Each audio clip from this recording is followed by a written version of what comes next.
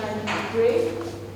And then secondly, Asa had a very big foundation. So despite the fact that his parents did not follow the Lord, he himself decided to make a change in his life and follow God.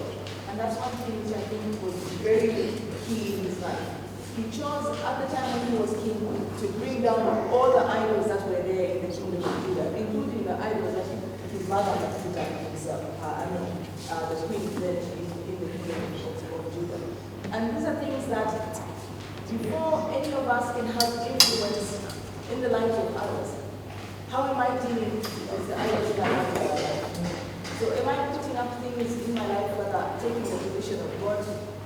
Is it my friendships? Is it jobs? Is it fashion? What could it be? Whatever it is that I'm putting up in my life before I put up God, how am I dealing with those particular things? The other thing we see is that Asa was victorious.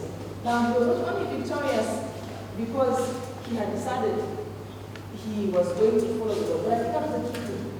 Because he had honored the Lord honored him by granting him victory in every single battle that he faced. So am I having struggles in my life? Maybe there's an area that I need to give up to the Lord, and then I will see victory in whatever it is I'm struggling with. The last thing I really see and appreciated in the life of Asa is the fact that he was impartial. So despite the fact that he went ahead and expected everybody in the kingdom to put away their idols, he expected that for his mother as well. So he did not show any favoritism in whatever he did. He just had a way of getting things done. If something had to be done and had to be done correctly, it was done and not taken away. And I think these are things and attributes that we need in our life, especially at this point, not only in our personal lives, but even in our lives as citizens of this country. While we're still young, it's time for us to make things about integrity especially, because out there is a cruel world where people just do things on their own. But if I get out there, am I going to make a difference as an individual in my life? Am I going to be am I going to have the integrity that is expected of me? Am I going to be impartial? Am I going to be victorious? Am I going to face battles knowing that God is with me as I go about each and every day in my particular life?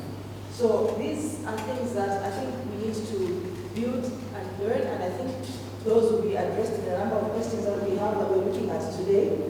So not only, like I mentioned earlier, have I learnt about them, but I have also seen them. I have also seen them in the lives of these mentors, and because of that, I think it's been something that I would love each and every one of us to also learn from their lives and appreciate even as we go about in this day. So, Miss Masuka Mutenda is her name. Please come through, Masuka, and find yourself a seat this side.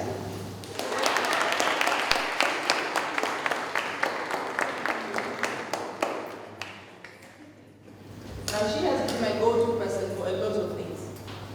The closest I've been to technology, I think, is from what Masuka has introduced me to, and I've been very appreciated.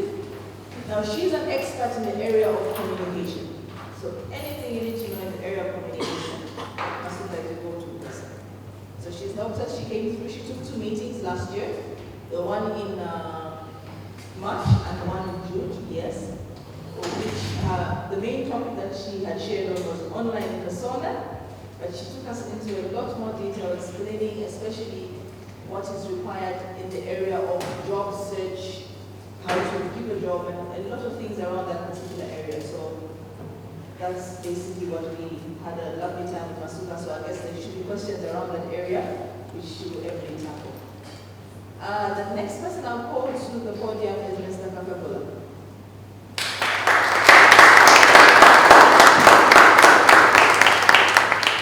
So now, Mr. Mwewa Kapepula, I have known for a very long time.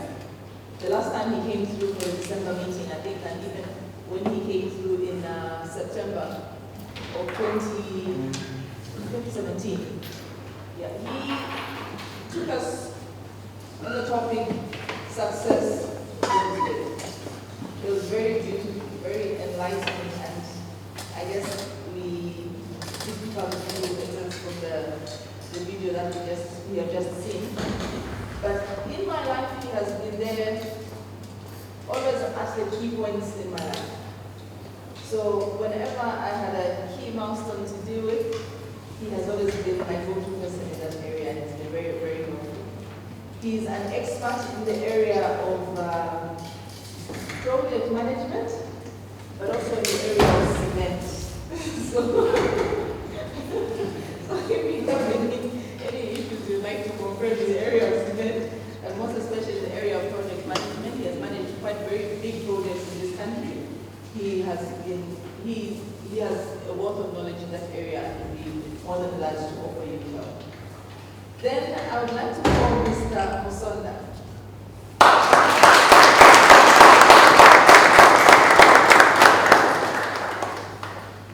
Now, Mr. Samuel B. Musonda, he might have known also for all my life. You know, your father's friends eventually at times can become your friends. Yes. So he came through that was actually 2016. It's been a while since he came through to speak at one of the meetings.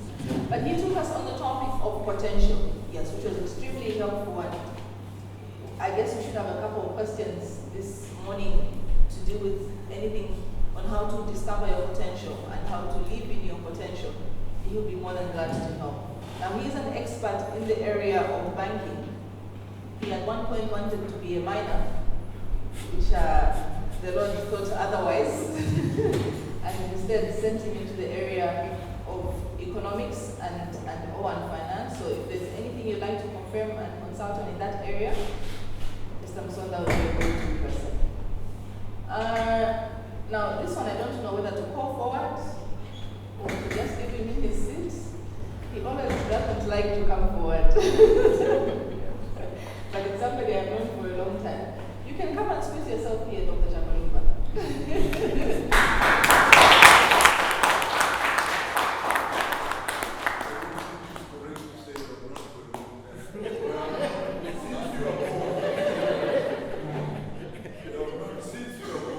Thank you for that correction.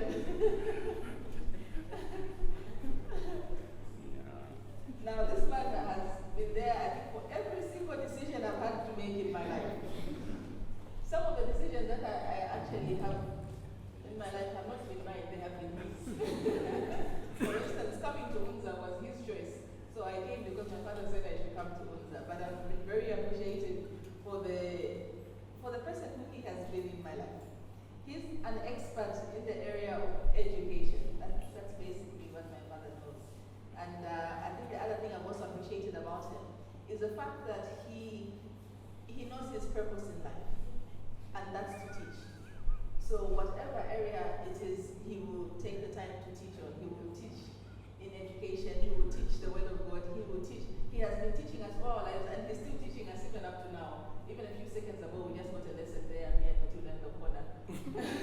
So that's basically what he does. So he has been very supportive actually, and he has carried us in, I think he's been there for us in every meeting. He has never agreed to come and take one of his own, but he has always been in the background and has always been very supportive. Finally, Mr. Mumba Kapumpa.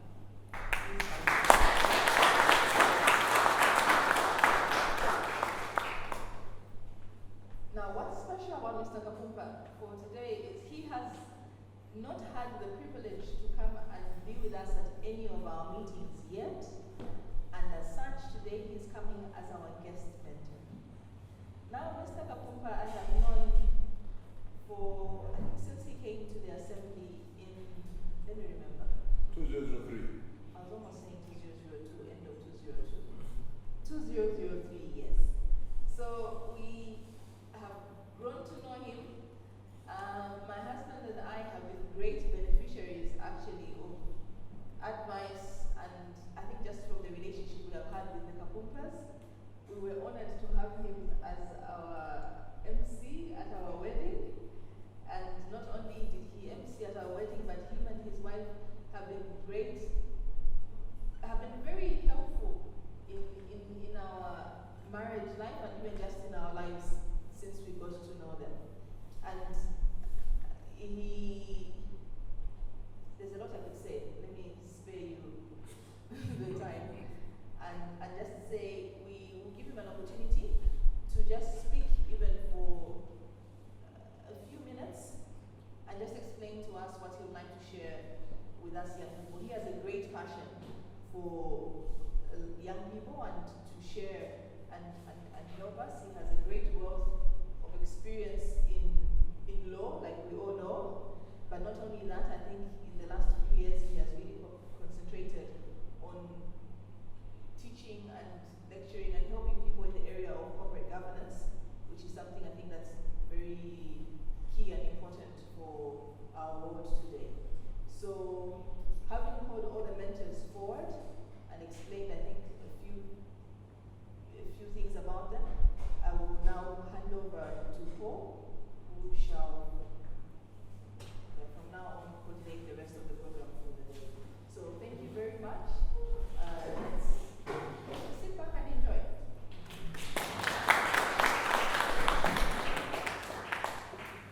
Okay, so I'll just correct one thing. It's not a sit-back session. The plan is it should be as interactive as possible.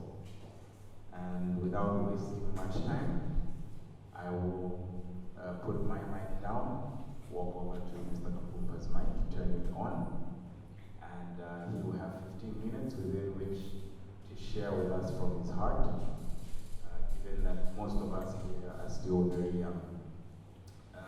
If I may just slot one question in as you speak to us, in your wealth of experience, I'm sure you've dealt with many young people. Generally, and maybe specific to Zambians, it's been said that us young people are lazy and want it easy. What is the best general advice you can give to us young people in and around that as you share with us?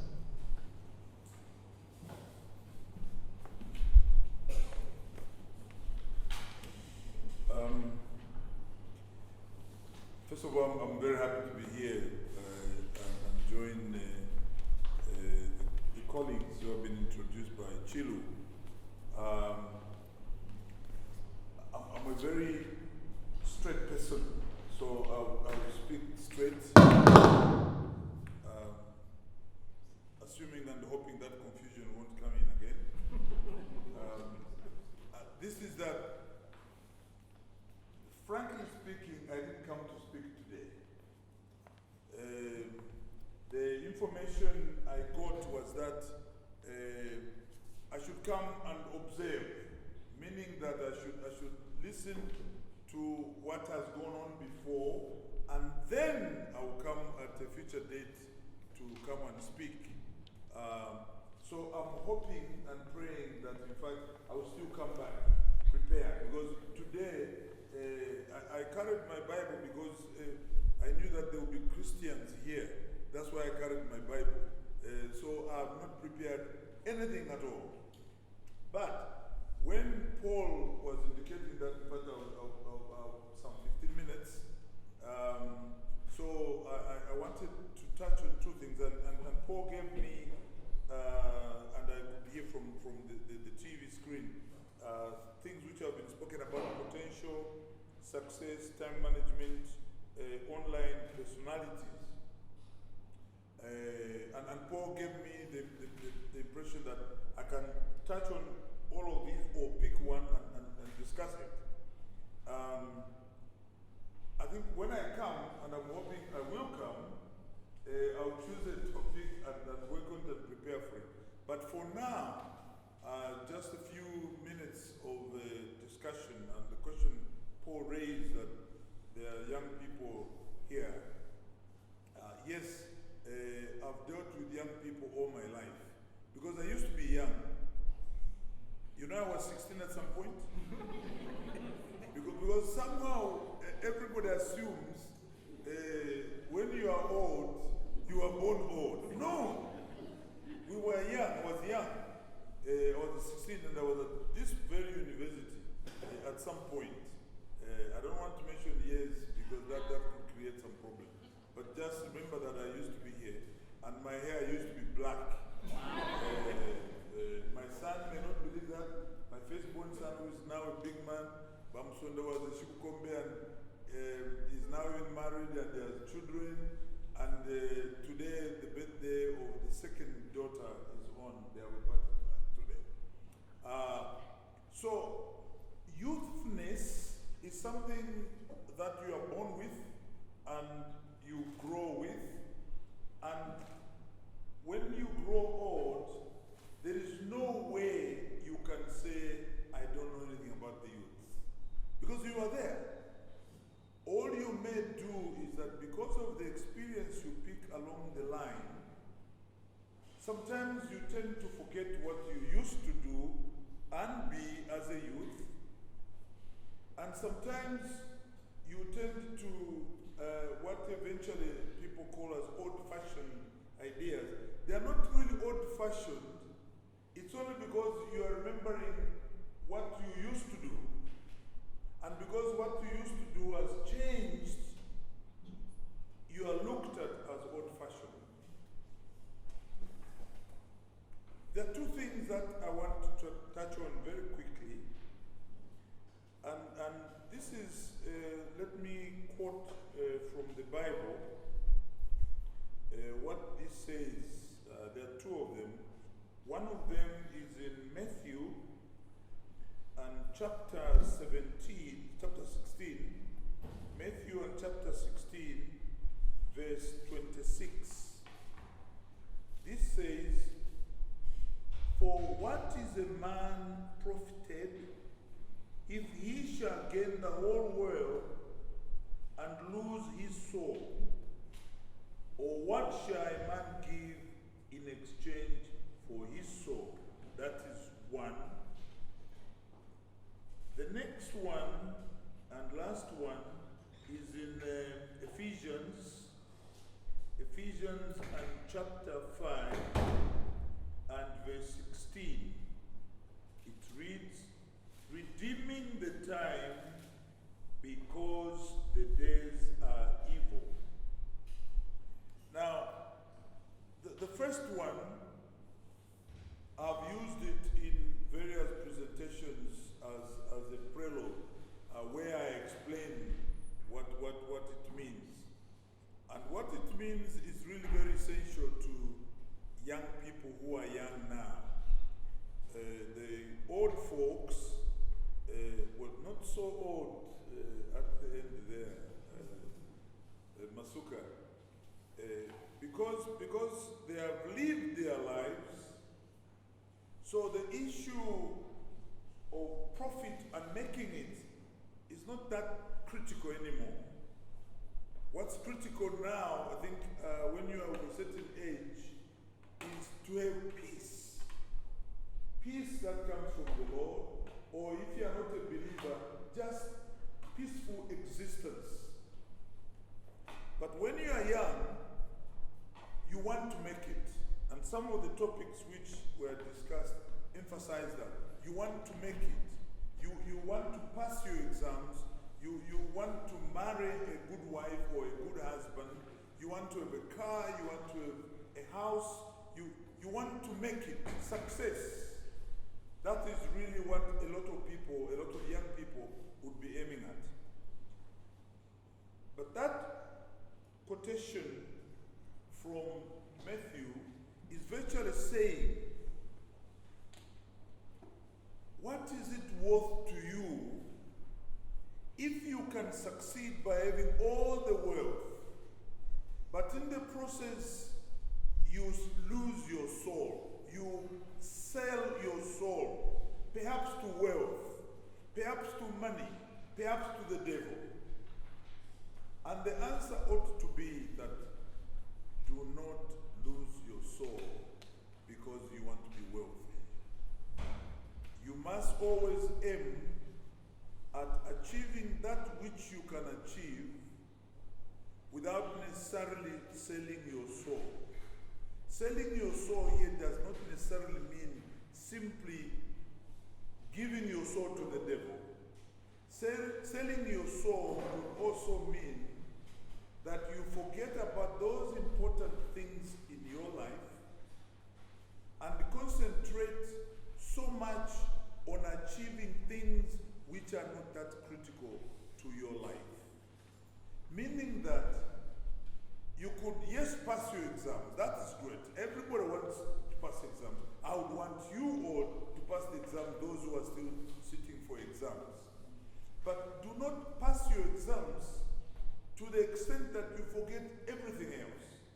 If you are a believer, if you are a Christian, and I'm hoping that many of you are Christians, many of you are believers, if you are a believer, you cannot concentrate only on passing your exams at the expense of understanding what is the believer expected to do or to be. You cannot, when you are no longer a student, you're working, you cannot spend all your time making money or finding ways by working extra hours, by working every Sunday, by working every Saturday to make extra money. Because then that means that you are placing the acquisition of wealth, the acquisition of money, the acquisition of status, the acquisition of a house, a car, above everything else. And that quotation from the one which I read to you simply is saying that balance up. And this is your lifestyle must be balanced up. Look at what is important in your life and build those things up. Yes, acquire the money. Yes, acquire the car. Yes, acquire the promotion. But those should never be at the expense of what is important in your life. I'm the one who said I want to speak a few minutes. Now they're already showing me that I should stop. Can we give him a round of applause for challenging me? Now, Ephesians has something that I love, which I quoted earlier. Ephesians 5 verse 16, redeeming the time because the days are evil. What is redeeming the time? Redeeming the time is taking advantage of where you are and ensuring that you let the people know where you are, who you are, what you are. Redeeming the time means that if you are on a bus and you are riding from point 1 to point 2 and you are sitting with someone, don't say, oh, I wish this person could come to church.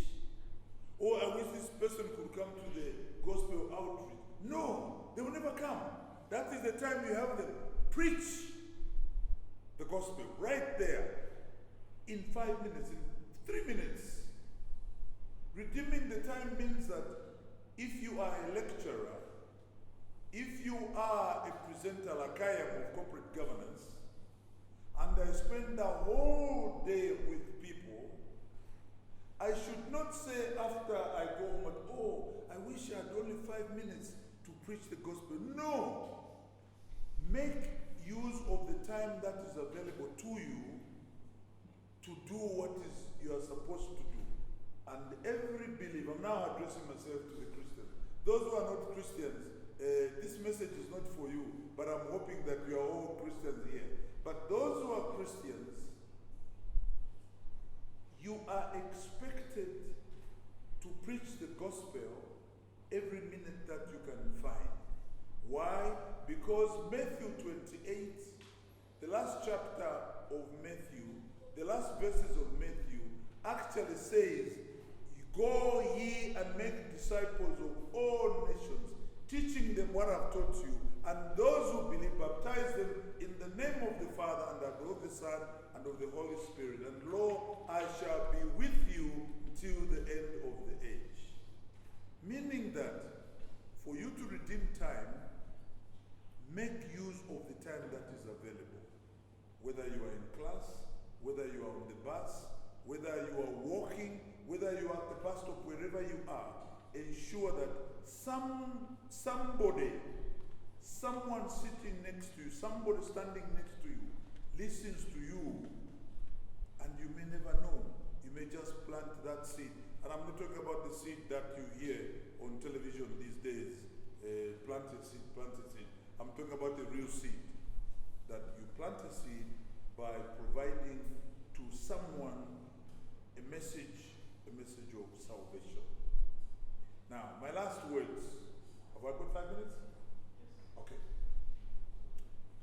You young people have an opportunity that I didn't have. I was at this university, and people who were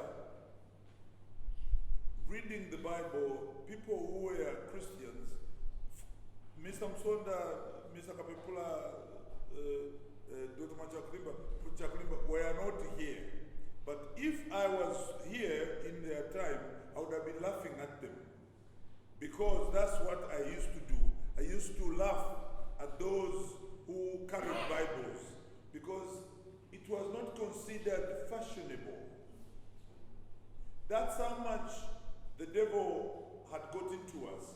We actually thought reading the Bible, carrying the Bible was not fashionable, because we went to parties, we went to all kinds of things.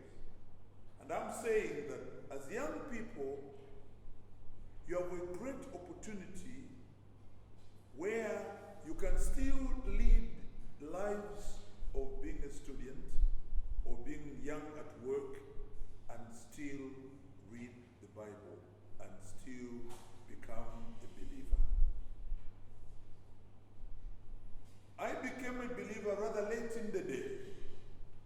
I thank God that it didn't take me before that. But don't wait.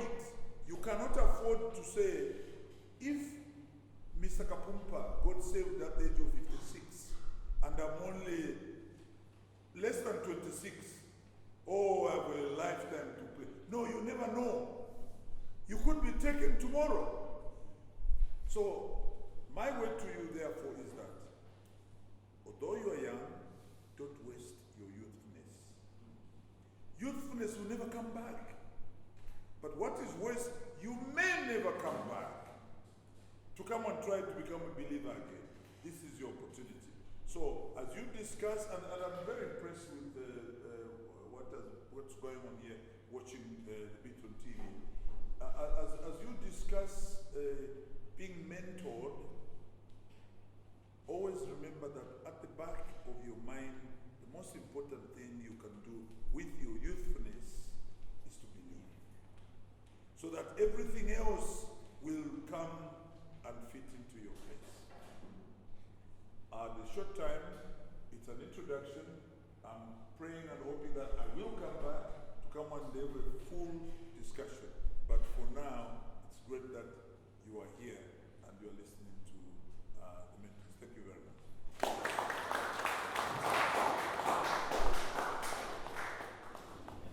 What's going to happen now is we will go into an interactive session. Questions were handed in prior to this meeting, and I have that list of questions with me here. But to have it as interactive as possible, when I read a question out and direct it to the people seated up front here, if you have a follow-up question, please just raise your hand up. For each question that I'll read out, I'll only take one follow-up question. Okay? So the first hand to go up in cases where there's more than one hand is the hand that I'll pick on. Alright? So we have a number of questions, and just for you to take note, the panel, we have questions on careers, leadership. I can see you writing, so I think I'll go a little slower. On careers, leadership, success, dreams, and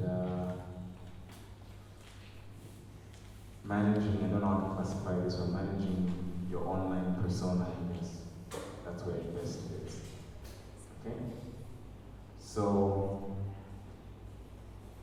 the first question, and these questions are targeted more to learn from your experience and background where you're coming from.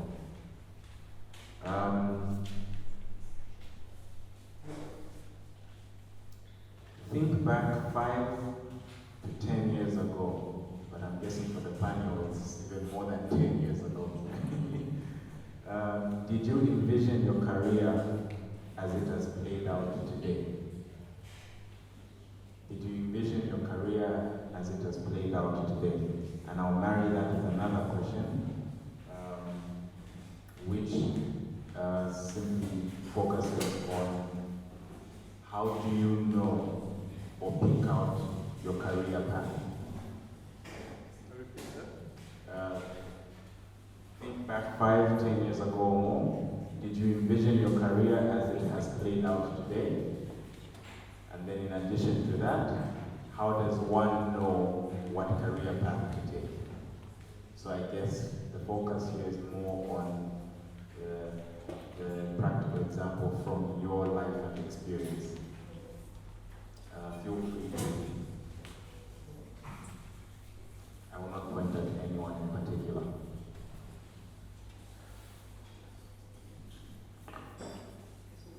Good morning. So I can tell you a little bit about my career path and how I came to be. So when I was at school, I didn't know that I was going to become an engineer. So I want to be very clear about this.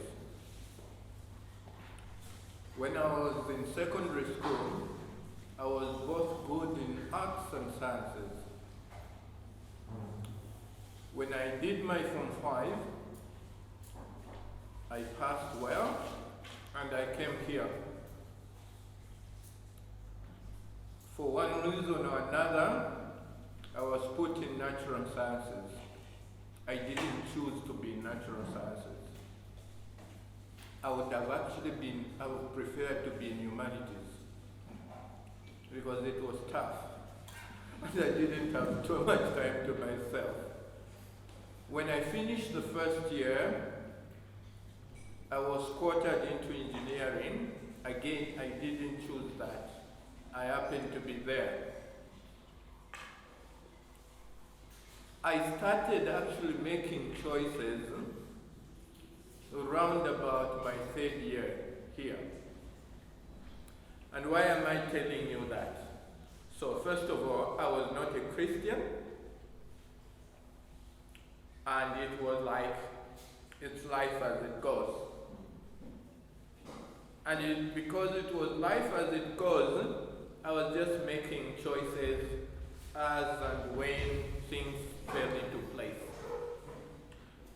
I seriously think for Christians, you should never do that.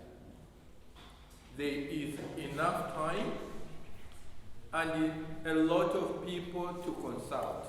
But let me talk about myself quickly. So when I went into engineering, again, there had to be choices about what I was going to specialize in. At that time, my brother was studying in the UK, and he was doing an engineering degree. So I said to myself, I'm not going to do what he is doing, so I'm going to do something different. So I did something different. Again, there was no plan to it. Okay? By hook or crook, somebody said, I think you are good enough.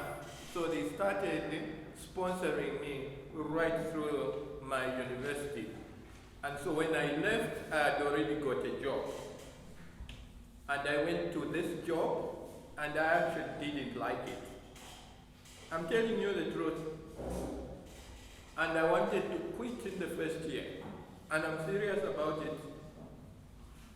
By hook or crook, I didn't quit. And in fact, it coincided with my being saved. And that's what Mr. Kapumpa was talking about. You know, as a person who doesn't know the Lord, you can probably go through this life and make certain decisions, and sometimes they turn out right. But when you are a Christian, you can make good choices, and I think that's what we want to focus on. So I went out of university, started work. By hook or crook, I started liking my work and became very good at it. And I became really good at it. And I was promoted very, very early. And I did a lot of other things. So, I want to make this point for you. As a non-Christian, you can go through what I went. As a Christian, you can determine what you want to do in life. When you leave your secondary school and perhaps come into a place like this, you probably are not sure what you're going to do. You could end up actually getting a particular degree or a particular qualification. But at some point in time, and I think this is what Auntie Chilongo and Paul is trying to help us to get to, you need to make up your mind as to what you want to do in life. The earlier you do that, the better. I didn't do it early, but once I did it well, and then at that time I was saved, so I then started committing myself very well to the things that I did. I don't want you to go through trial and error. There are enough people here, enough people at the assembly whom you can consult, who can help you make the right decisions so that you don't end up in life and saying, I wish I'd done that. I wish I'd done that. I'll end there. Thank you very much. Any other panelists would like that? I think one of the challenges that many people face now is the pressure to know your path 25 years down the line, and it's just not possible to know that. A career is not what you study at Mumba. A career is not your degree. The career is the long span of whatever it is that you end up doing. And what we see now, which I think is not something which was so common years ago, is sometimes people can change. I was with somebody last weekend who is my age, meaning she's about 40, and she's in medical school. This is somebody who did microbiology at Mumba. She wanted to do medicine, she failed, she dropped, she got kicked out of med quota, she didn't make it, she tried again, she didn't make it, and so she had to do microbiology. She did that, she did it to the best of her ability, she graduated, she got a job, and she worked hard. Fast forward, and as it so happens, she's living in Dola, and they opened up a medical school there. And she said, you know what, this is still what I want. It's what I always wanted. She went to a medical school, she'll be finishing next year. In her class, she was just telling me, is a gentleman who was in his 50s. He's a nurse, one of the most respected nurses in Dola. He's in medical school, and he's also about to graduate. So sometimes, I think that we put ourselves under a lot of pressure to have everything figured out. I remember once saying to my father that the challenge is that I didn't know what was going to happen if I make a certain decision. I think it was at campus, and I was uncomfortable because I didn't know what was going to happen. And he said, but then that's not faith. If we always know what is going to happen, then it's not faith. And the essence of faith is taking a step and believing that God will be there regardless. And I think the most important principle, when I was listening to the video, one of the things which Mwewa Kapepula said was about attitude. Whatever job that you find yourself doing, do it, have the right attitude and do it well. I think the reality is that for many people, you may not find a job immediately after you graduate. It may take you, when I was at campus, 1 year was the maximum. Maybe when they were leaving campus, you would have a job before you even graduated. It was automatic. Now, 3 years, 4 years that people take to find a job. It's a very different environment now than it was then. But I think the principles are the same in terms of your attitude, who are you working for? To work unto the Lord and to do whatever you're doing and to do it well. One of the other things that I would say is that one of the things that I think is very positive that has changed from when I was leaving campus about 19 years ago is there's so much more options for what you can do. And a lot of people were disadvantaged when they were coming from high school. Maybe things have not changed, is that the careers people would tell you, you can study this. They didn't actually know all the different courses which were available. Even now, I told people, I didn't even know that such things were available now. Because in my day, such things were not there. And I think in terms of being able to follow your dream, whatever that means, some people, there are a lot more options for that. But I think people are in different situations. When I was leaving campus, my parents are still alive. My parents are still working. If I become very broke, I can go and live with them in Chingola. Not everybody has that privilege. Many of my friends, when I left Mumba, they were the breadwinners. They had drunkard parents. They had to just study, get a job, the first job that came, because they had responsibilities. Some of you, and I think we spoke about this in previous meetings, are privileged to not be in that situation.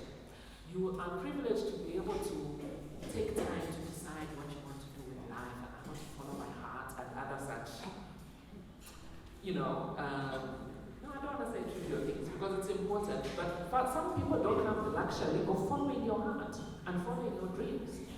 Some people have to feed their families, they have to take care of, of their environment, so therefore they take the job that they can do. And so these are people who you find 20 years later when they're 40, they're now able to go into the career that they dreamed of. But in the meantime, while you're waiting for that, what are you doing? What is your attitude? What is your focus? Who are you believing in? Who are you trusting in? Who are you consulting? Who are you spending your time with? What are you doing? Are you at home watching TV? Are you reading the word? Are you participating in meetings? What are you doing with that time? Because the reality is that it may take you much longer than you imagine to find that career that you are envisioning in your heart, and you may not take the path. And to answer the question, for me, I'm not doing what I thought I would do. I was very clear from the age of 11 what I wanted to do. I got the shock when I went to college, and I looked at what it would take for me to be the professional journalist that I wanted, and I decided I didn't want to do that. I didn't want to go into that path, and by God's grace, I went into a different path, still in communication, but more of development-focused communication. And it was a conscious decision that I made, because I looked at the environment, I looked at the way, and maybe things have changed, but in those days, female journalists had a very bad reputation. It was a very negative environment in terms of expectations, and I just said, I don't want that. I had my own moral standard, and I said, I don't want to be part of that. I don't want to be expected to do certain things in order to appear on TV, and I just said, no, thank you.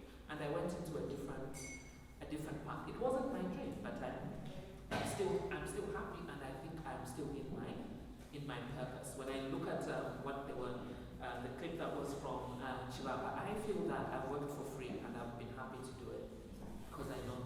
But it was not my dream. It's not what I wanted or what I thought I wanted. I had to change, and I think I'm grateful that I'm still happy, and I still found a purpose in what I was doing, a different branch of the same, sector of communication and media. Okay, thank you very much. Is there a follow-up question from the audience? Just before, because both Mr. Kapepula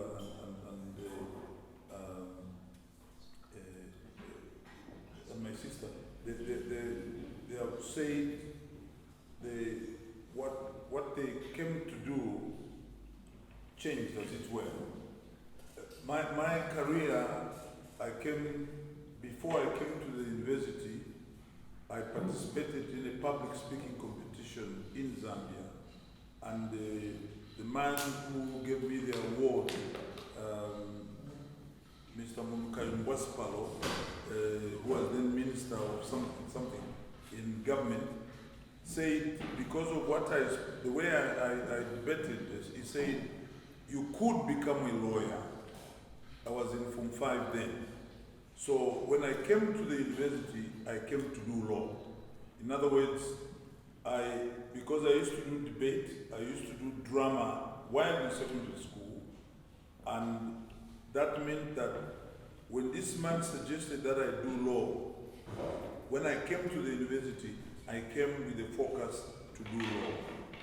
So there is that possibility also that you could start your career from day one, which is what happened in my case. From day one, I became a lawyer and continued as a lawyer. Now I do less legal work, as Shiloh had said, and do more corporate governance. But that's really a further extension of the practice of law. So there is that possibility as well.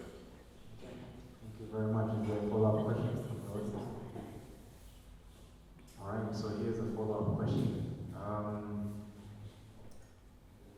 Then how does one know when it's time to move from a certain job or career? What should they look at as the right reason to move from one career path to another in light of what you just said to us?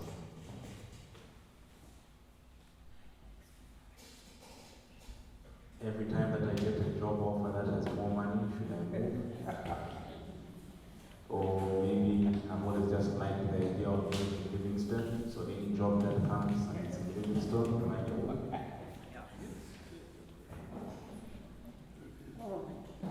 Right. When you start a career and a job, don't operate like you're in the departure lounge, ready to take off. No. The Bible says, whatever you are tasked, do it what? Heartily as unto the Lord. So don't have the approach of, okay, I'll be here today, tomorrow I want to be there. Me, I was like, speaking for myself, I was like what the scripture says, of elders, a husband of one wife. I was a work of one employer, from beginning to the end. Him also. The same here. I was with government throughout. Yeah. So. And him also. So don't have the approach that I'll be here temporarily and so on, because that will affect your performance. You want to be committed. And if you are not committed, then you are not giving your employer a fair what? Deal. Because they are paying you for that job. So make sure you perform to the best of your ability. As has been said, flexibility is key. I came into this university, and I really agree with what has been said before by Mr. Kapumpa and the others. You are a very privileged generation. You come from educated backgrounds in terms of parents. For us, at Form 2, you are the most educated in the whole family, the entire extended family. That's grade 9. At grade 9, you know. So we help you choose even a career. If I had stopped school at grade 9, I would have won as much accolades as I did when I got the degree. I would have been very happy, because I would have gone into teaching that time. Now, for you, you have a lot of people surrounding you, your parents, and the various people at church, your peers, your superiors, who can advise. Be flexible. Listen to advice. When I came to this university, I was told by my sponsors, I was sponsored by the Minds, go and do psychology. I said no. When I came here, 1974, the in thing was engineering. Carrying that slide rule. And that was all the basis of wanting to do engineering. Because the engineers had a certain prestige at that time. You know? And in my first year, third term, there was what they used to call the academic tutor.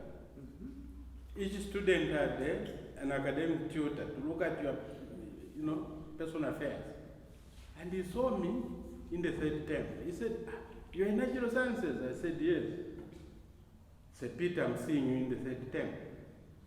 If I'd seen you earlier, I would have sent you to humanities." I said, "Hey, this man, it's like the mines, eh?"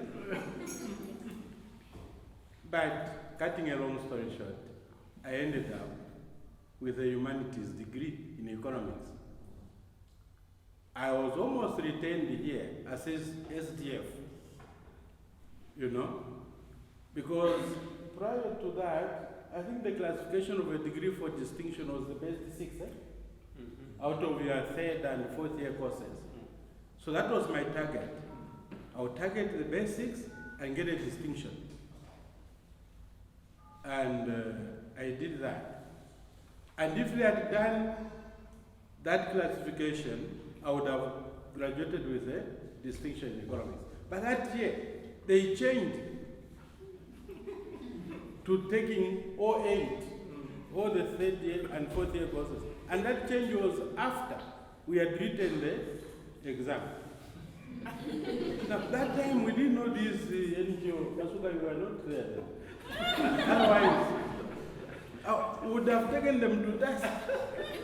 They should have told us before we wrote the exam. So, when the results came, on the basis of the basics, I was in the distinction category.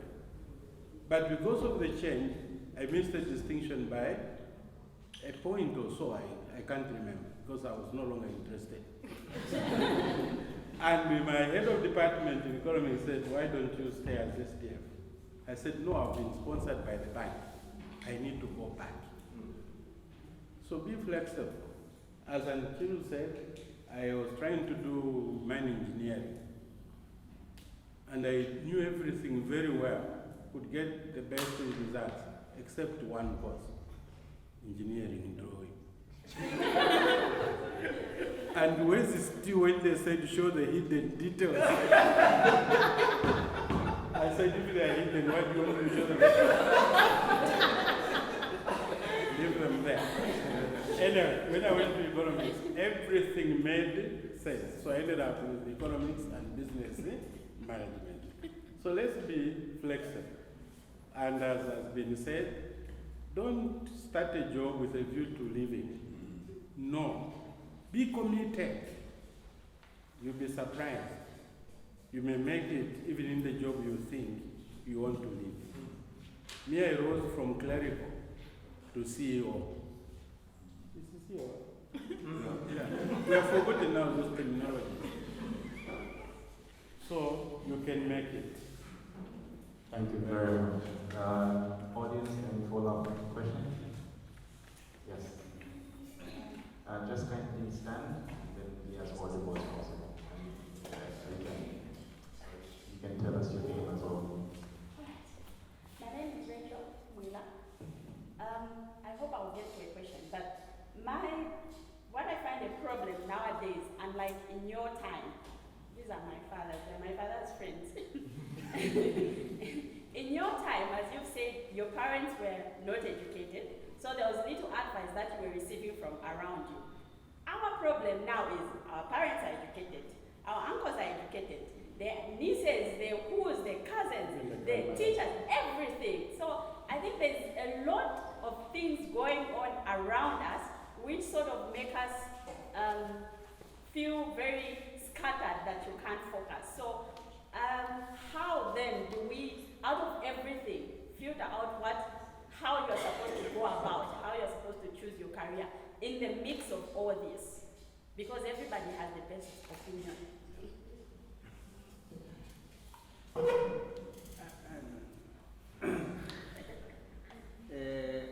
I have been an employee of one employer a history teacher for that matter, starting from secondary school. And I became a history teacher. And when I came to the university after completing my first degree, then some kind of change of mind. I wanted to do sociology for education, and I did that. And I have been on it for all this time. As I think, as the brethren have said here, all we need is things to be committed to the work that we want to do. It may not be rewarding as you begin, but it will be rewarding as you go on. Not because of money, but because it is in you now. Because I tell my students, the money they will give you will not be equivalent to the value of the work which you will do. There will be no government, there will be no institution which will give you more money than the value of who you are. I think it's just a case of appreciating ourselves. I am doing the work, very little money, with all the difficulties. But now to come to Radio's question, of course everyone of us has got a word about over you, you should be this, you should be this. But I think what we also say, you can become what you want to become. I have problems with my students who say, I have come to School of Education, this is not my career. And I said, yes, this is not your career. You haven't even started working. How can it be your career? No, teaching is not my career. It's not. Because I haven't even been trained. And how would it be your career? But eventually you will like it. And as we give you all these suggestions, okay, you can go to work with the NGOs. I think for those who have gone to colleges and universities, I think universities give you an ability of being flexible or doing anything that you can do. I always give an example of this. No, it wasn't with you. What the Speedy? What was it? John Peary? No.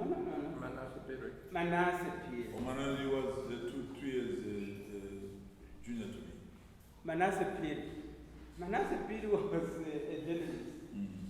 Manasseh Peary was a medical doctor.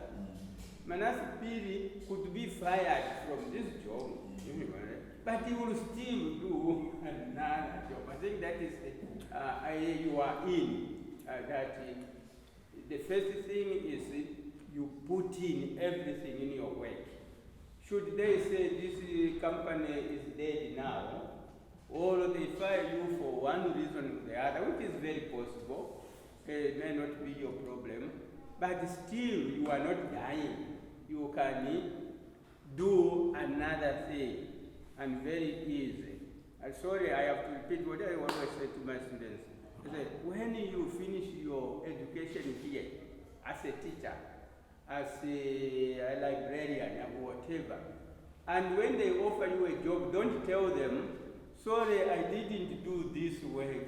Me, I was a librarian, I just want to be a librarian. No, you can do anything. There are many teachers, those who are told us teachers, who are in the banks today.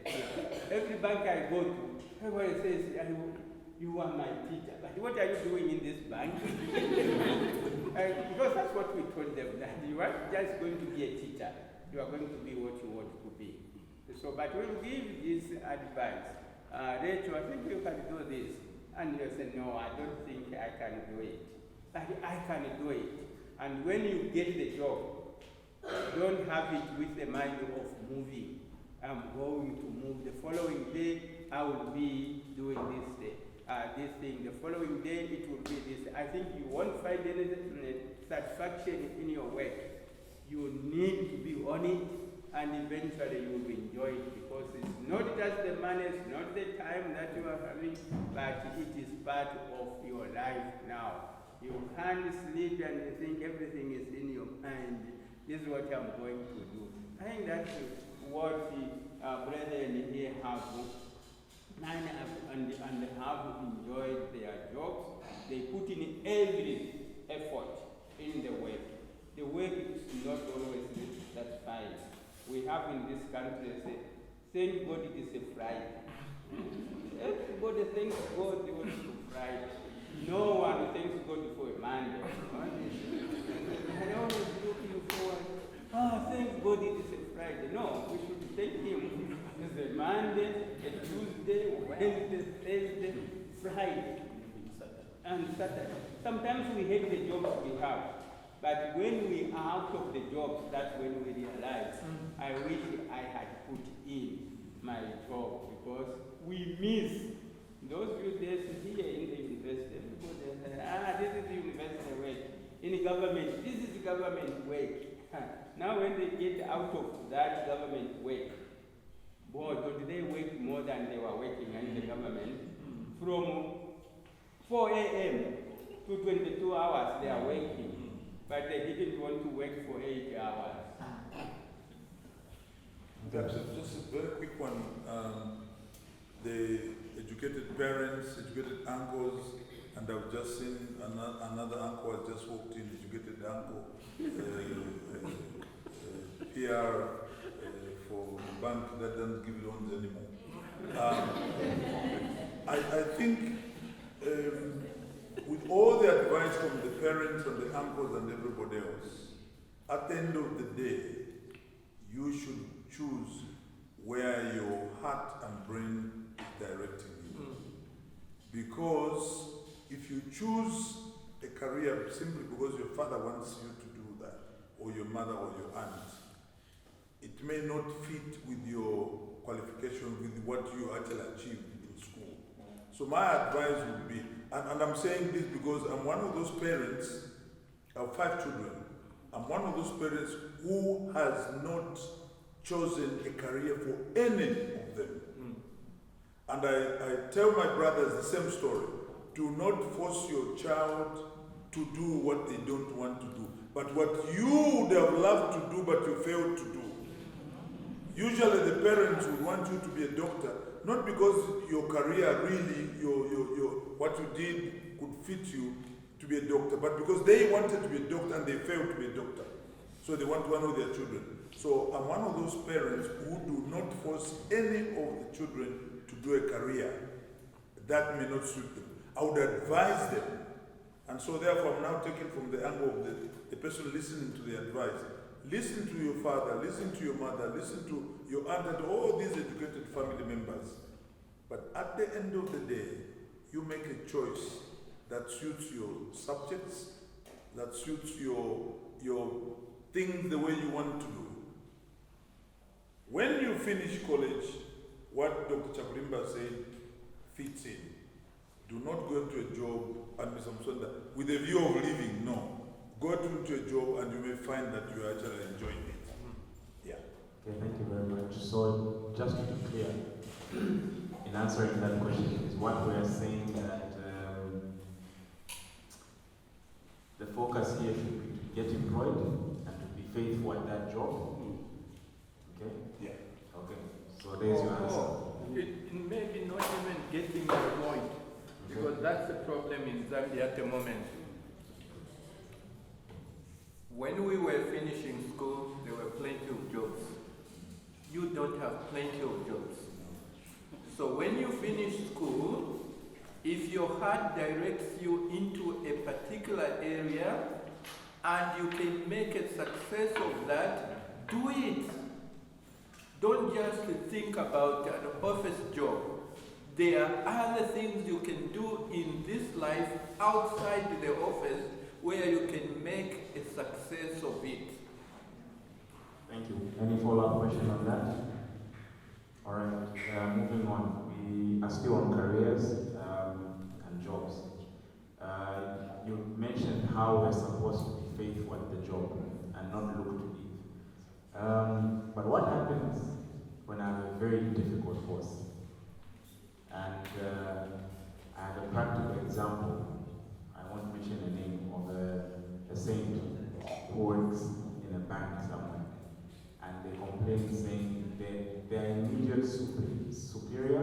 doesn't like them.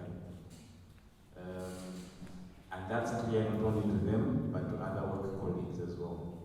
So what happens when you have a difficult boss? This question says, can you share an experience where you had a difficult boss? How did you manage that situation? Please feel free. Masuka, do you have it? I hope I wasn't a difficult boss. But the point is, that boss is also an employee. And for believers, both in career choice, at the end of the day, pray for the Lord's guidance. Okay? Pray, and the Lord will show you the way. At work, pray for that difficult boss. Bear in mind the fact that he's also an employee. He may not be even the owner of the company. If he's the owner of the company, it gets a bit tricky.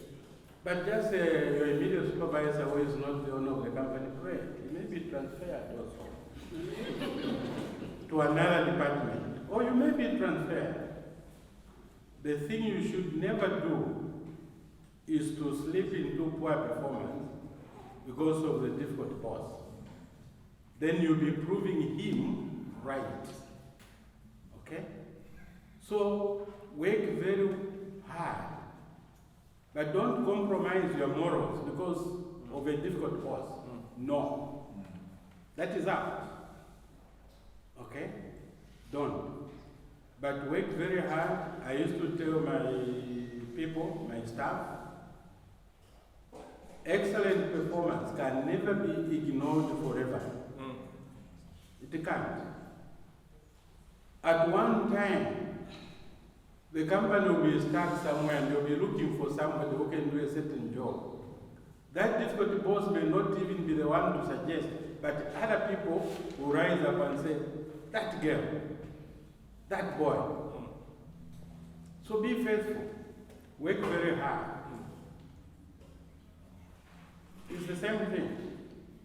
If you're working in a certain position and you think it's lower than what you deserve, you deserve a size 8, but I've given you a size 5 shoe. Outperform the shoe by working very hard and show that you actually size what? Size 8. Okay? Now, if you get despondent and you drop your performance, now they will think even the size 5 they have given you is the wrong one. It's actually size 2 that you deserve. So, for believers, we have the Lord, who is overall, is even over your boss. Do your work. Do it faithfully. Work hard. Good performance can never be ignored forever. At one point, it will stand out. In any case, most workers in Zambia are not very hardworking. And I'm speaking from a comparative analysis to what I saw in Europe. The people here are not hardworking, to tell you the truth. I don't even know why they go and live. They will live while at work. That's why when they go and live, that's when they want to go and build. In Europe, you go to rest when you live, because at work, you were burnt out. So anyone who worked very hard in Zambia and very well, you will stand out. Me, I broke a record, working the whole day and the night up to 6 a.m. the following day, non-stop. So thereafter, I told my staff, anyone complaining of long hours, beat my record. Were you paid overtime? No. Because I was in management then. And management didn't get overtime. Masuka wants to add something.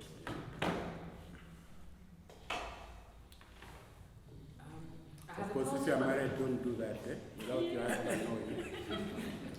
I had a close friend of mine who had a terrible boss, and it was, every time we met, it was an item of prayer for this new demon boss that she had. And after about a year, it came to my attention that this boss was one of the aunties in the assembly. It was very disturbing because I had heard more than 1 year of terrible stories about this person. And then now to realize that, oh, I didn't know that you worked there and that auntie so-and-so is... and I looked at her in a very different way. But it so happened that in one of the sisters' meetings, she happened to share something that she had been going through. The auntie now. In her life. Yes, the difficult boss. And how it had affected her. It had affected her work. And somehow it had come out, in the meeting, and how she just felt, after, talking it out with her boss and the pressure that she had been under, that this burden finally was lifted, and it just changed her and her attitude. The next time I met up with her, she's like, I don't know what happened. It's like she came to work one day, she was just different. Something had changed. So sometimes you don't know what is going on in the life of the person who is tormenting you. And sometimes that torment is for sure for you. There's something about you that just, and for sure, you're not imagining it. They are out to get you. But sometimes it's not that case. It's a perception. And every little thing, and you just imagine that it's you. And one of the things with my friend, and before I knew the identity of the tormentor was, it was really a question of prayer for her. And I think, one of three things can happen. Sometimes, by God's grace, God will take you out of that situation. You either find another job, somebody gets transferred, that situation changes. Sometimes it's your attitude. And pray, and that your attitude changes to that person, to the situation, surrender it to the Lord, and you continue doing your work. I think what Amber says about performance matters is really true. And focus on that and not on the interpersonal relationship and what is happening. And sometimes God will change that person, like happened in this case. But I think one of the things that I learned is that all bosses are the same. There's actually, you can have great bosses and so on, but I think for me, going from different organizations or different kinds of bosses, I thought maybe it's because I've only ever had female bosses. The time when I get a male boss, it will change. Bosses are the same, they all want their own way. And that's just a factor of life. And sometimes we think that it's personal, it's about me. Just do your work, focus on your performance, because it's just going to change. You go into a different department, not much will change. The way in which you work and what you need to do will shift slightly, but the principles, I think, remain the same, and it really comes down to you and your attitude. And I think there are examples that we can give of the value of performance. I think there's a lady that I know, I think was in the assembly years ago, and this is somebody who was so victimized such that it was one of those things where literally almost everyone in the sector, it was like a story that people used to say, the way that woman is being mistreated. People knew, but she was so humble, and she just did her work. And with time, after years, it just so happened that she was called one day to the ministry, and they said, we have seen what has been happening to you, and we just want you to know that it is going to be addressed. And she was promoted to the highest level that position exists in that ministry. And everybody was able to say that this was like her reward for her attitude, her humility, not going to complain to everybody else, this boss, where everywhere you go to talking. She just focused on her work. And I think sometimes it comes back down to the attitude, how you respond to this situation. Who are you complaining to? Backbiting, grumbling, and murmuring and all that, and creating a negative atmosphere in your department, in your office, and to everybody. You've just got the same sort of such things are very negative, and such things are not. It shows who is your real trust in. Where is your confidence? It's not in the Lord. It's in the situation and the things that you're going. And it's not to say that only good things will ever happen to you. I think it's the reality of life. You always have some kind of obstacle, somebody who doesn't like you, you're not entitled to have everybody love you. That's just not going to happen. It comes back down to your attitude and what you're focusing on and what you're holding on to, what you have your confidence and your trust in. Thank you very much. Maybe one small thing, especially for you young ladies. Young ladies find it difficult sometimes in jobs because they think their beauty will compensate for poor performance. It doesn't work. Me, I used to tell them, for beautifying this place, that's why we have these flower pots. That's hard. Everyone in here just needs to perform. I want performance. For beauty, we used to have flowers. You know? So, they knew where they stood. And I can assure you, it was to my delight long after I left the bank. Some of the people became CEOs of various companies were those who worked under me, including the first Zicta CEO, that Margaret Mutenda chap. She used to be in my legal department. And I used to tell them, why is it that when any one of you leaves the parastatal, leaves the government, the newspapers write, all the cream has left. When do you people become cream? When you are here, you are not cream? Because you are in public service? I said, I don't believe it. You are cream. And in this country, I told them, I don't know any other institution which has more graduates than I have, apart from Bank of Zambia. So you perform as a cream. And Margaret was one of those people who could bump into me and say, so how is my performance? Is it at cream level? And I knew she was a good worker. But I said, I will check with your director. Because I don't want to tell her that you are an excellent worker. Then she will go meckering to the director that even them didn't know I'm a good worker. Who are you? So don't undermine your rank and file. Okay? So let's work hard. Whether we are ladies or we are men, perform to the best of your ability. You rise, you ladies. Some difficult work, bosses sometimes, they want to be difficult, especially on the girls, to compromise your morals. Don't do that. Stand your ground. They will respect you. And you see the Lord will reward you. Thank you very much. Any follow-up from the audience? Okay. Now, most of you in the panel, when you are being introduced, experts in communication, project management, and clearly you have managed a group of people within different organizations. What did you wish you had known before taking on your first management role? Because now things are changing amongst us young ones, even at young ages. People are becoming supervisors of teams and managers and so on. What do you wish you had known before ever taking on your management role? So, that's a nice question, by the way. But you are asking us what you should ask things about yourself.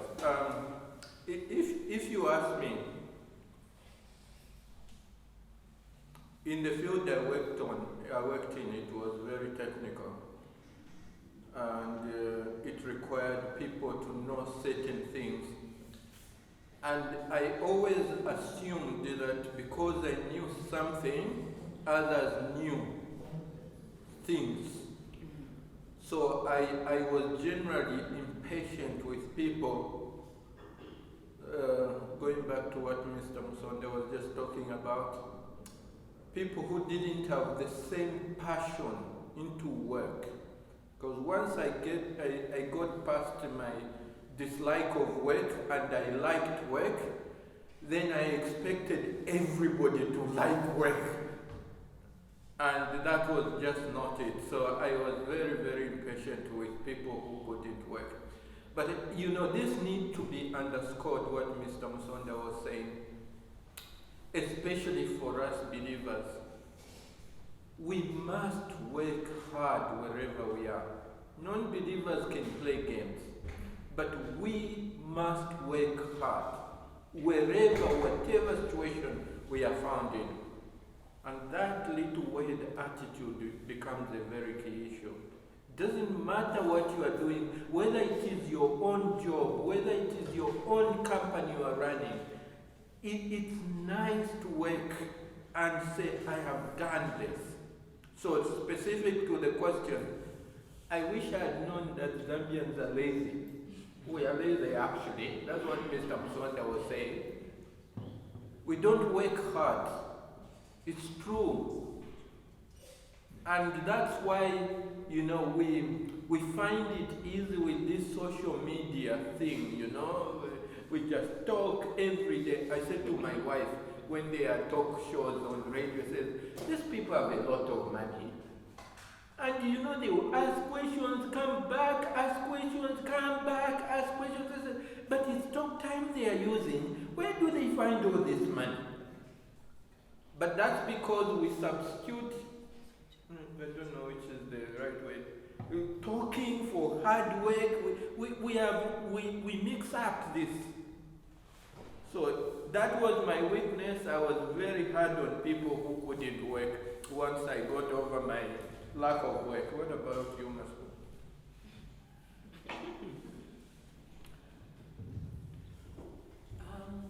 I think one of the hardest things, I think I'll share two things. One is I struggled to make the difference between being in general employment and now being in management.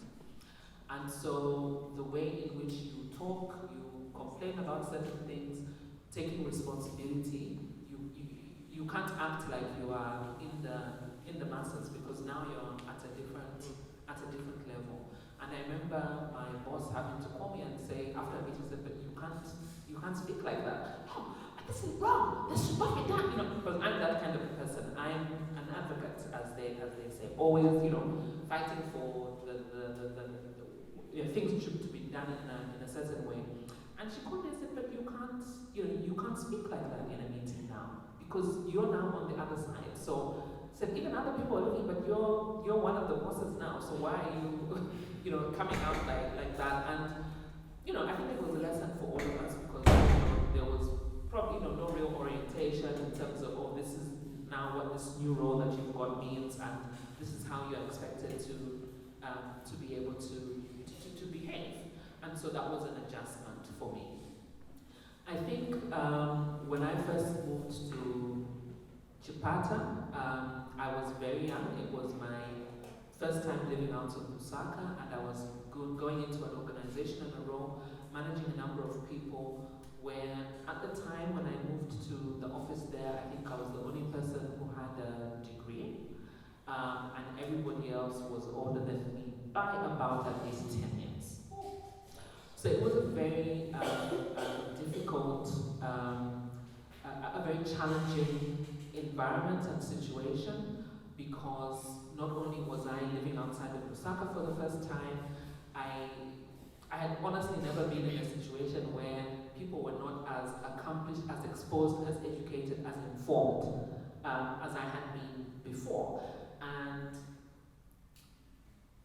I went with an attitude which it was not intentional. I mean, I honestly just didn't know, and I just found it weird. And people always used to joke, but you like long words, why do you like using these long words? I'm like, these are just words, But it was, I had to actually moderate. And I remember when I would come to visit in Lusaka, people were like, no, but the way you changed, it's like your accent has changed. But I have to simplify, even in my thought process, where I would go to use, not George Pombo level of English, but when you're in a certain time, you enjoy it. When you come from an assembly like ours where you use King James, people are used to speaking in a certain way.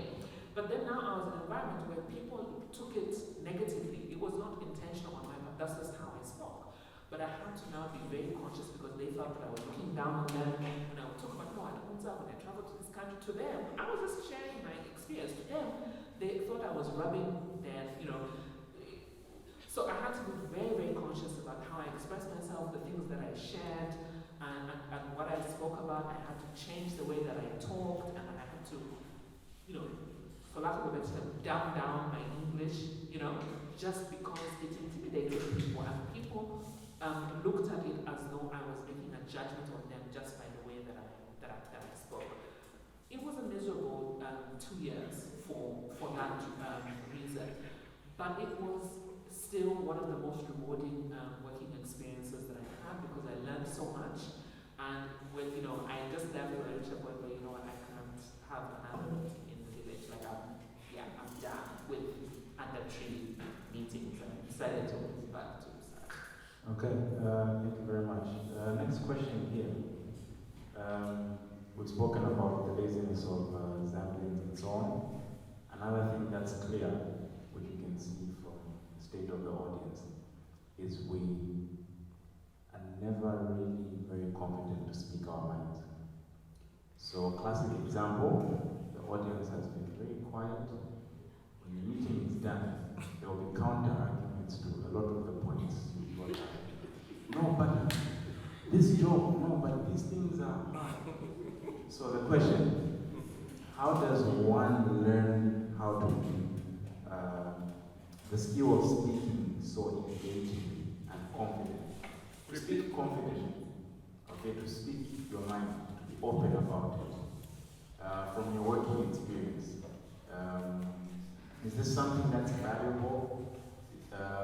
What can be done to tackle such, let's call it a personality, I don't know, or an attitude where we would rather keep quiet, even when we have something important to say that can be helpful, but then, like Uncle Bench and another would say, in meetings people be quiet, and then when the meeting is over, outside is where they would complain and you wonder, but why didn't you say that in there? So what would your advice be towards that? So the word is assertiveness. Is that a complicated word? Everybody knows what it means to be assertive. Huh? Because Paul says you are quiet, so now it's question and answer question. So let's have a question and answer question. Do you know what it means to be assertive? So generally I don't like people who go like this. And then when they go out, then they want to start speaking. It's actually not a good idea. If you have something to ask or clarify, ask. Mr. Musonda was actually talking about the time he spent in Europe versus the time he worked in Zambia. That's actually the difference. Our friends will say, "Sir, I think this is not the best way to do this. I suggest we do this." We would say, "Yes, sir, yes, sir, yes, sir." And then we walk out and say, "What he was asking me, it can't be done." So why didn't you say that? Because bosses don't know everything.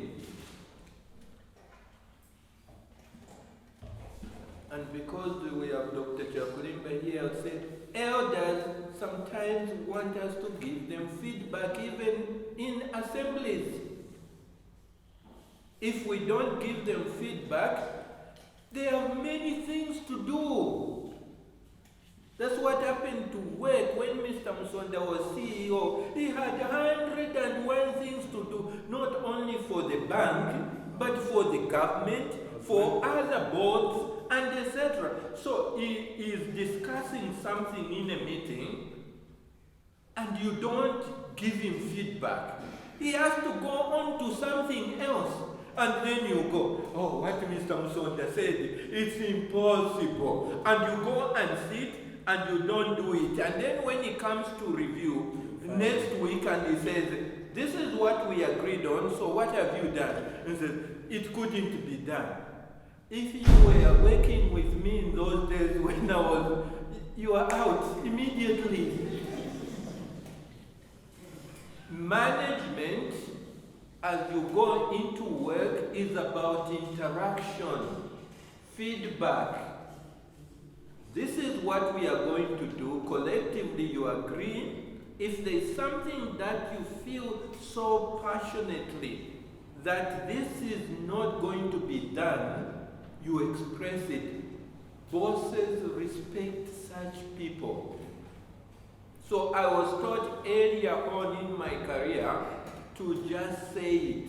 Some of my bosses didn't like it, but others who appreciated it will just hit it out. Don't criticize your boss in front of people. If there is something you passionately disagree and you need to tell him, you can say to him, boss, I'd like to see you and discuss this. You go to his office and you discuss it. And you can, I like people who argued with me. I like those people because then we can go in and it will clarify my thoughts. But if you sit and you don't say anything, what is the point? Anything else from the panel? We just say a few things. Maybe a way or so. Maybe sometimes it's also the way we do the work.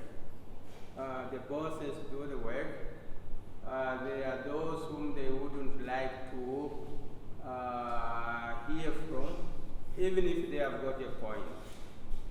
And the one thing I found is there are all these ideas. Me, I'm just a secretary. The other one, I'm just a cleaner. The other one, I said, if every one of us is saying I'm just a cleaner, then who will run this institution? Who will run this organization? That's from the cleaner to the CEO. Everybody is very important. I used to tell my mechanical staff and of course, Mr. Musonda's responsibilities were bigger than mine. Me, I started with being head of department with a few people, and what I wanted to do is everyone, from the secretary to me, was the head, were very important.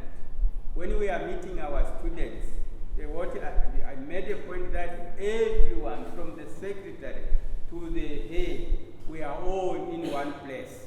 That every student knew that we are all working together.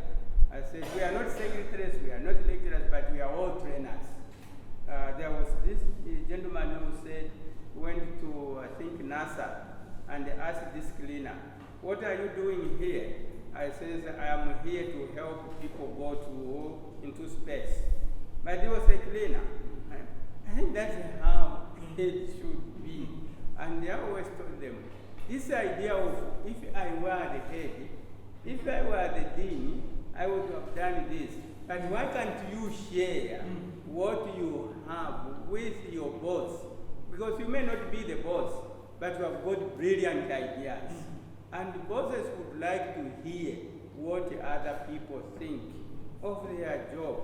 So whether you are a secretary, a cleaner, just say it. This is how I would like to see this institution run. But I am not, if I were, but when will you be? Because you will not probably be. I used to speak to the secretary, just one, or sometimes in a group. I said, what can you tell me about this school? When you become at this, the responsibilities were getting bigger and bigger, with 156 academic members of staff, with all their ideas, different ideas, to bring them together is not an easy thing. And I always say, look, this is your school. This is your university. Of course I concentrated on the school. This is your school. Can you tell me as a secretary, what can we do? Don't come and tell me, if I were the head, if I was the dean, but you will not be the dean, while I am the dean, that you have the idea of what you should give to the dean. Yeah? Because everybody is saying, if I were him, if I were, but you have some ideas. Why can't you share these ideas? Supposing one day I brought you in this office and said, okay, you are now the dean, can you do something? Probably you won't do it, but so share, let's share. Speak to them one-to-one and sometimes generally. And what I tell them was, everyone should feel they are running the school. If they are not there, the school will not run. If the cleaners didn't come, sometimes we don't appreciate the little things these people do. If the cleaners didn't come for 1 week, that's when we see, there is a problem. But if they are coming every day and every place is clean and everything is going on, the secretary has done the work, we don't appreciate it. Should they go away for 1 month, that's when they say, things are not moving. This thing is not working. So everyone should have something to say. So you may have different bosses, but I think you have the ideas. You can approach the bosses as well. This thing, as Kapepula said, Mwewa has said, you will say, okay, say it. This thing can't be done. And the bosses will listen. Don't say, okay, he has said it. We'll see how we will do it. And this is the way, how we work. You leave it with the boss. And I said, just give him 1 month. This thing won't wait. Why did you tell him this thing won't wait? Everybody goes to sleep and they forget and it doesn't work. And everybody says, this is what we say. This thing wouldn't work. And we love this, especially with Zambians. You won't say, I don't wait. Let's see how it will be. Just give him 1 week, 2 weeks, 3 weeks. And it doesn't work, and everybody is so happy that it didn't work. That it didn't work. So from what you've just said, I don't know if everyone agrees with me, it seems to be something around here. We are scared to hear our own voice. Okay. I guess in that light, sorry. Okay. Since we're giving feedback, I disagree with you. Okay, interesting. And this is why.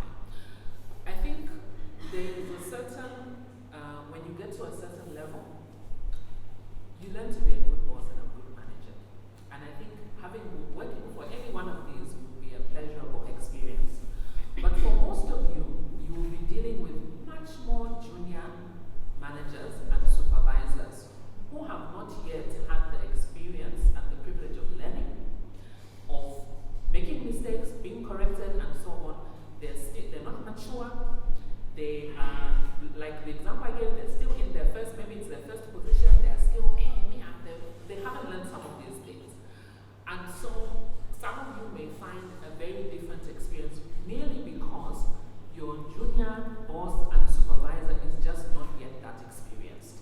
You will not be able to reach CEO level or general manager level or dean level without having certain basics of knowing what you're doing. And when people have been able to give you a good report and good feedback of the kind of manager that you are, the kind of leader that you are, as well as being technically good at your job.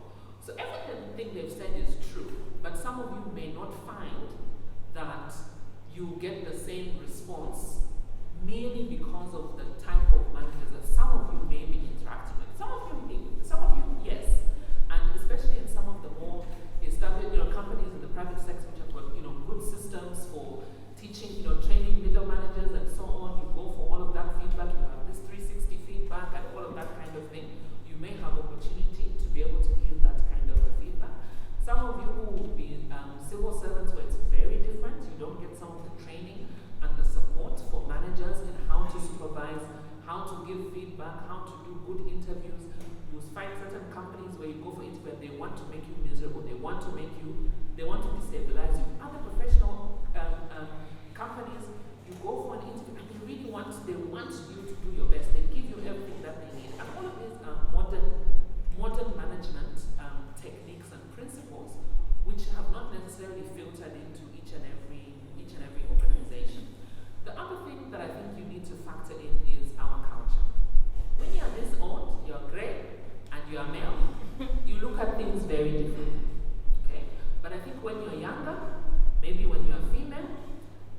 it's not, you look at things a little bit differently. And the truth of the matter is, certain things, so there are certain companies where everybody must be called by their first name.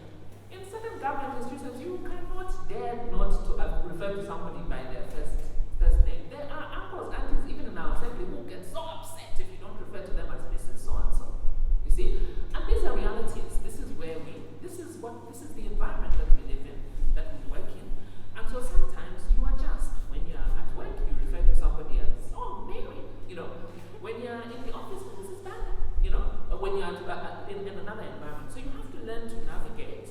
You have to learn to adapt and speak to and adapt to the situation that you're in. And the truth of the matter is, certain people just won't take feedback coming from a younger person. They'll not take it well, regardless of how you say it. Sometimes I think, like Uncle said, it's what you say. Sorry to cut you there. So does that mean then we should still go ahead and speak? Let me finish the point. So sometimes it's about when you say it. So like Uncle said, don't tell off your boss in front of people. Just don't do that. But I've been in many situations, especially because I spent a lot of my time working in the youth sector. You work with youth organizations. When you become on the other side now, you're on the donor, and you're in a meeting, and people are telling you often, and it's like, is this guy for real? And this person, we've got right. And this is in a meeting. You're giving them money, and they're talking back to you like, are you just like, seriously? And some of this, it's what they call emotional intelligence. And there are books that you can read and things that you can learn, you can be able to access to learn some of these skills. So sometimes it's not because it's how you say it. It's you said it at the wrong time, or to the wrong people, or in front of the wrong person. And sometimes it's about personality. Some people will take it, very negative, maybe because they're insecure. You don't know. And when you work with people, you're able to know there's certain bosses. You have to, you're so good. Oh, yes. That's just how they are. Some people, they need to be all the time, These are just the realities of life. And you learn to deal with people as individuals. You will not have a blanket approach to each and every person. That's what some of these skills and emotional intelligence is all about. You need to be able to read the situation, and sometimes you will make a mistake. Sometimes, we've had situations where, and I'm one of those people who's outspoken, and I cannot tell you the number of times, Masuka, can you go and say this to this person? No, because you are not afraid. It's true, I'm not. There are many people who I can't, and sometimes I will refuse. I said, it's not my place to go, and I don't have a relationship with this person. So you think that I just go and speak to everyone? No, it also depends on the relationship, such that which allows you then to be able to be honest and say something which is difficult. But it's also about how we receive feedback. And you may find that if even now you can't take feedback from an older person, somebody rebuking you, even when you become a boss, you'll be one of those who can't take things. You will take things in a bad way. We need to be able to learn to take advice, to take rebuke, to take correction, because it will apply whether you're a junior person or you become a manager. The attitude that you receive some of this correction matters. So I think being assertive is, you can be assertive. You don't necessarily have to have a strong and forceful voice like some of us. You can be soft-spoken and quiet and still be assertive. It's not about the way that you come out. But for some of us, and I can tell you, I've gotten this feedback from one of my mentors and said, Masuka, the problem that you have, and one of my uncles and my father's brother also gave me the same feedback. He said, you need to learn to win without making the other person lose. Maybe I said this the last time. Some of us, in the argument, you wanted to know who you wanted that, and you wanted to come out, people do that, this is wrong. And sometimes that kind of attitude, that's why people react negatively to you. You give honest, very good feedback. It's the way that you say it. And for me, I've gotten this feedback, and I'm not saying that I've completely changed, but now I'm more aware of it. Because when you're willing to say and you listen, that you need to learn how to win without making the other person feel like they've lost. That's what compromise is, negotiation. And such that by the end of the meeting, you've actually gotten away, but you don't want the other person to feel like, your point of view is useless. Maybe it is, but do you need to make it obvious? Do you need to emphasize how useless that point is? That actually it's like they're not thinking. You don't need to say that. So some of it's about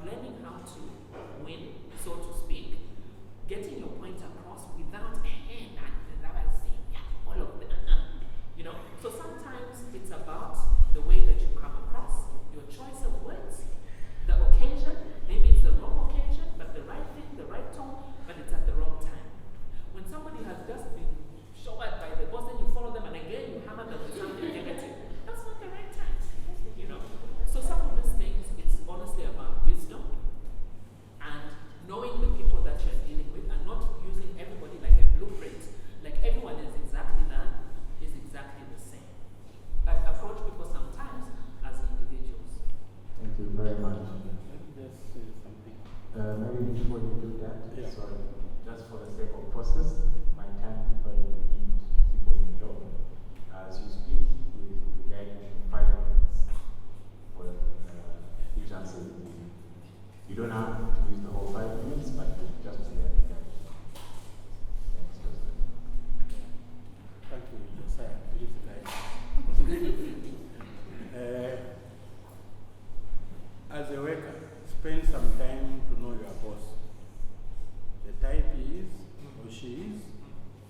It will help you to know how to approach that boss. I worked under different bosses, from president right through. Okay?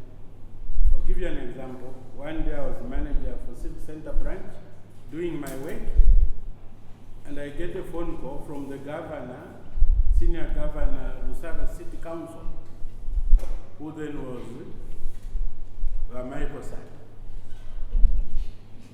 He says, "Come, you are late for the meeting." Where, sir? In the council chamber. So I go over there, find delegation of these Zambians, the governor is there, and the Bazungus. Then he turns now to this delegation which came from Sweden. "Yes, gentlemen, this is our bank manager. Now, that question you were asking about inflation in this country and other things, ask him."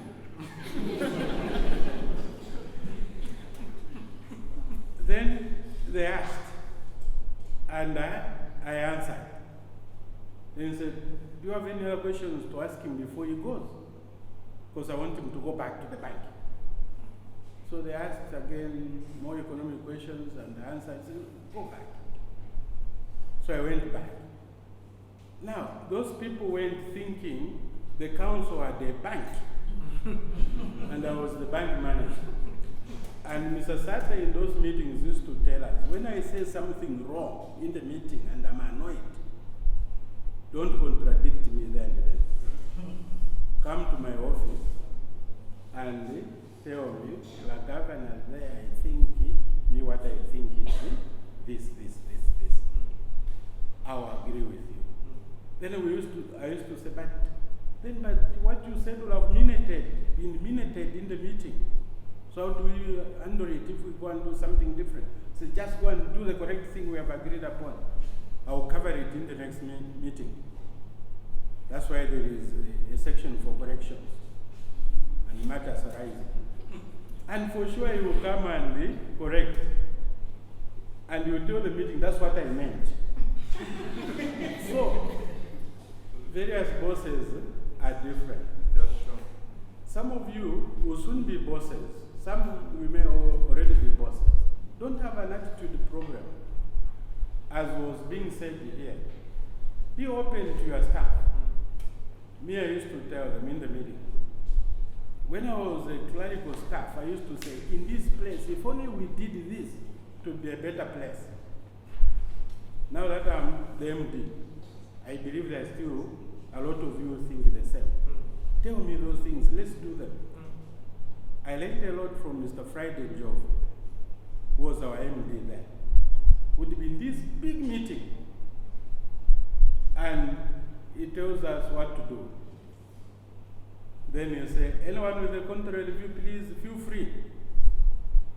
Then you sheepishly raise your hands. Maybe, no, Secretary, what you have said is right. I was also thinking, maybe we could also handle it also like this. Then you say, that's what I want. What it means is I was actually wrong. So what do the others say? That's when the others now come and join. Then they have courage. Then Mr. Njoro will say, fine, since that's what we think is correct, forget about what I said earlier. Let's do this. Now, in Zambia, we take it when a junior raises an issue, it's a personal challenge to the persona. It's not. It's a contest of ideas. Okay? What I saw in Europe, most of the development didn't come from the big bosses, came from the rank and file. But the small ones didn't go about in the company and say, in this company, I'm the one actually who tells them what to do. They will fire you.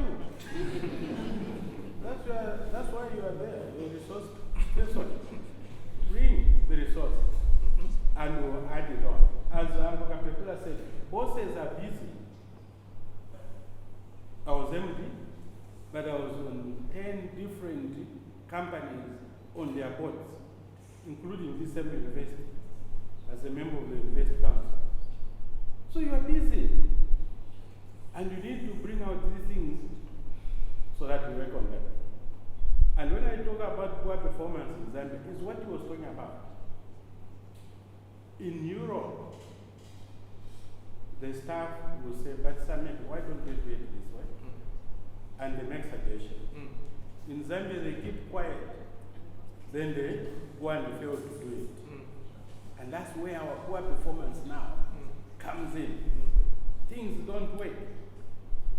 So let's be free and put these ideas in a sensible manner to the bosses. The bosses will value it. And I tell you, we'll make a lot of progress in this country.